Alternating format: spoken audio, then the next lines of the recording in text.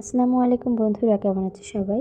তো আজকে খুব সুস্বাদু কাঁচকলা ভর্তা করব। তো কলার তরকারিটা কিন্তু অনেকে খায় না, খেতে চায় না। আর ভর্তাটা তো টোটালি খাই না অনেকে, কলা ভর্তাটা। তো কলা ভর্তাটা যদি এভাবে করা যায় তা কিন্তু খুবই সুস্বাদু হয় খেতে, আর মুখে রুচিও বাড়ে। তো প্রথমে কড়াইতে তেল গরম দিয়ে দিচ্ছি, খুব সামান্য পরিমাণে তেল নিতে হবে। তো তেলটা দিয়ে কড়ার চারিপাশে দিয়ে দিলাম।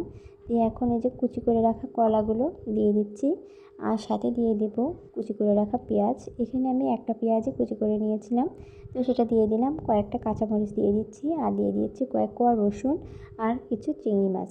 তো এগুলোকে আমি হালকা ভেজে নেব তেলে। তো এখানে সুন্দরভাবে কিন্তু ভেজে নিতে হবে। আর এই ভর্তার রেসিপিটা দিয়ে কিন্তু অনেকখানি ভাত খাওয়া যায়, বিশেষ করে গরম ভাতের সাথে এটা খুবই মজা হয় খেতে।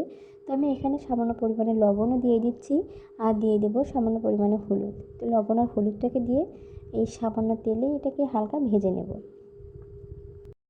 আর এই ভর্তাটা দিয়ে কিন্তু অনেক বেশি ভাত খাওয়া যায়।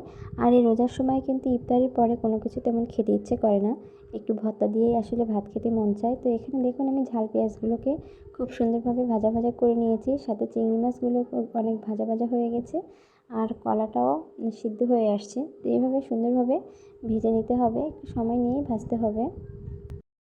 তো এখানে কলাটাও কিন্তু আমার প্রায় ভাজি করা শেষ। তো এখানে চাইলে কিন্তু আপনারা একটু কালি জিরাও দিতে পারেন, ওটা দিলে আসলে খুব সুন্দর একটা ফ্লেভার আসে। তো আমার খুব একটা ভালো লাগে না খেতে ওটা, এই জন্য দেওয়া হয়নি। তো যাই হোক, এটা কিন্তু প্রায় হয়ে আসছে।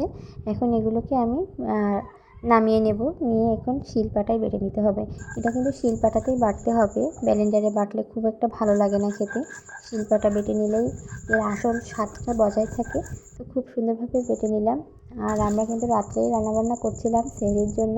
তো যাই হোক, আমার কিন্তু ভর্তাটা বানানো শেষ, আর ভর্তাটা কিন্তু খেতে খুবই সুস্বাদু হয়েছিল।